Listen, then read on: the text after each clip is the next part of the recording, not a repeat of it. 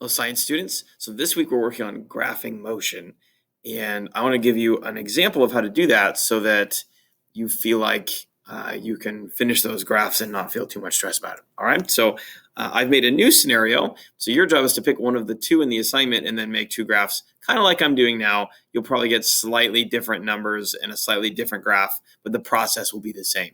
Okay, so here's the scenario. A runner is working on her sprints. She runs 60 meters in 10 seconds, then she takes an 8-second break, then she runs back the 60 meters in 12 seconds. So our first job is to make a position time graph. I'm going to draw my axes first. Position goes on the y-axis, and it's in meters. Time goes on the x-axis, and it's in seconds. So I put the units in parentheses. And then we need to make a descriptive title. So I would put a runner moving forward and backward. Okay, so something simple like that sort of describes what's happening is good. And it looks like she runs, the greatest distance is 60 meters. So the position that's furthest away is 60 meters. So I'm going to start with 0, and I'm going to go 10, 20, 30, 40, 50, 60. And I need to make sure I label those at a relatively consistent spacing apart. And the total time. So she sprints for 10, takes an 8-second break, and then sprints back in 12. That means that it's a total of 30 seconds. So I could do 30 tick marks, but that'll take a really long time. So what I'm going to do instead is I'm going to go by 2. So there's 2, 4, 6, 8, 10, 12, 14, 16, 18, 20, 22, 24, 26, 28, and 30 right there. Okay, and this is key. A lot of times I see students who make a graph here and they don't space it out very neatly, or they only use a small portion of the graph. So it's really important to kind of figure out the general motion of the scenario so you can use most of the graph. You shouldn't have a tiny graph down in the corner here. Okay, so we know she starts at position 0. And then it says she runs 60 meters in 10 seconds. So I go to 10 seconds and I go up to 60. I'm going to put a dot right there. She takes an 8-second break. That means she stays put for 8 seconds. So from 10 seconds to 18 seconds, does not move. And then finally it says sprints back the 60 meters in 12 seconds. So I need 12 seconds later, we're back to where we started.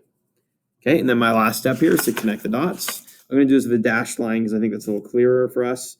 And I'm going to kind of use my note card to help guide. If you have a ruler or a straight edge of some kind, that's a good idea to use that as well. And there's our graph for position time. Okay, so there's our position time graph. She moves forward, stops for a bit, and then comes back a little bit slower than when she went out. Okay, so now the next one's a little bit more challenging, and that's the main reason why I'm making this video. Okay, so we're going to do the same thing, but now we're going to repeat for velocity. Here's the tricky piece. We don't actually necessarily know the velocities until we calculate them. So I'm going to use this graph to help you with that. So we know that she moves 60 meters in 10 seconds. Speed is equal to distance over time. So we get 60 divided by 10, which is 6 meters per second for that portion. For the second portion, she's going at 0 meters per second because she's not moving. And for the final portion, speed is still equal to distance over time. The distance was 60, the time was 12, so this time it's 5 meters per second. But I'm a little bit wrong here. You probably notice that, well, we actually went backwards 60, so this needs to be negative and this needs to be negative. Your scenario, story 1 or story 2, will be similar. So now I have the numbers I need for my velocity graph. Let's make that one. So we have our velocity on the x-axis, and that's in meters per second. We're going to have time. I apologize, velocity on the y-axis, time on the x-axis. And I'm going to kind of copy my times from above. So 1, 2, 6, 7, 8, 9, 10, 11, 12, 13, 14, 15. So there's 30. And I really only care about 2, 4, 6, 8, 10. And then 12, 14, 16, 18. Those are kind of my marks, right? And I would like you to fill those in as much as you can, or more of them. And then the velocity, the largest was 6. So I'm going to go 1, 2, 3, 4, 5, 6. I'm just going to mark every 2. There's 0. And then we have 1, 2, 3, 4, 5, 6. We have 2, 4, and 6. But ours is -5. So we have -1, -2, -3, -4, -5, -6. Because she's moving backwards. So let's make this graph. It's going to look a little bit different. So for the first 10 seconds, she's moving at 6 meters per second. And then it drops down to 0. I'm drawing it right next to the x-axis so I can tell the graph's still there. And then she only goes at -5 for the remainder of the time. So it's not positive anymore, so it drops down, and we can draw our line to there. Okay, and now we need a descriptive title. So we'd say runner's velocity while practicing sprinting.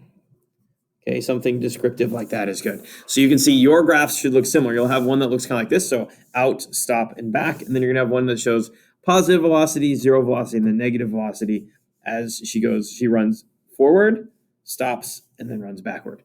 Okay, hopefully that video is helpful to you guys. If you still have questions, send me a message in Canvas or zip me an email, and good luck on this assignment.